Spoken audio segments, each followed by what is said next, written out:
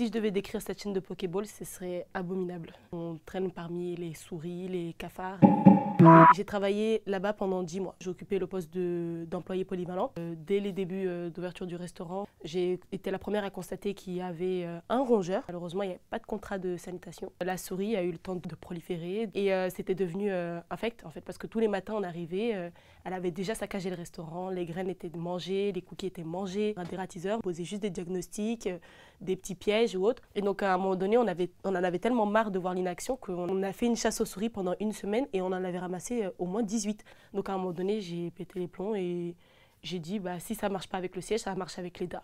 Donc j'ai fait un signalement auprès de la DDPP, un signalement en mai 2021 qui jusqu'à ce jour n'a jamais été répondu. À un moment donné, j'en avais marre, donc j'ai démissionné, mais les sous m'ont manqué. J'ai décidé de postuler dans un autre restaurant de la chaîne en espérant que les conditions de travail soient meilleures.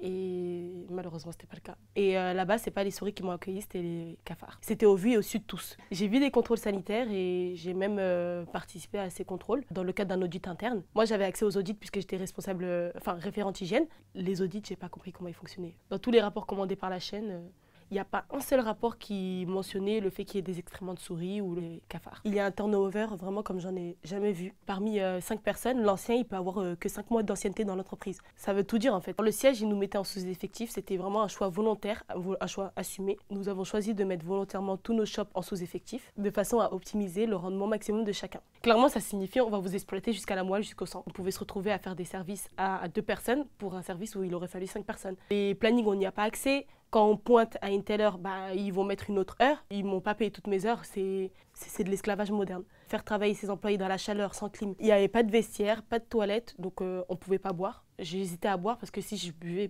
j'allais vouloir faire pipi. Mais en pleine canicule, il faut s'hydrater. Donc vraiment, il y a une mise en danger, quoi. Et encore pire, quand on a nos règles, on se demande où on va. Donc en fait, les collègues, elles n'avaient même plus le choix, elles descendaient dans la cave et elles se changeaient au milieu des souris.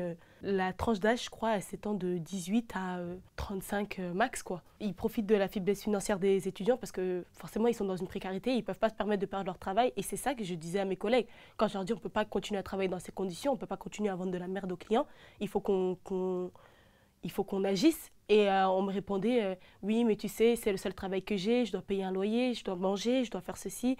Alors je ne sais pas combien j'ai envoyé de mails. Je sais que je suis passée par la chiante de service là-bas. C'est-à-dire que quand je suis arrivée au siège, je leur ai dit mon prénom, on fait toi. J'étais pas appréciée parce que j'étais vraiment la personne qui tapait sur les doigts à base de oui, il y a ceci qui manque, il y a cela qui manque. Franchement, je veux pas du tout qu'ils ferment parce que je sais que c'est le moyen de subsistance de certains employés. Et même, en fait, là où je veux qu'ils agissent, c'est plutôt le respect de leurs employés.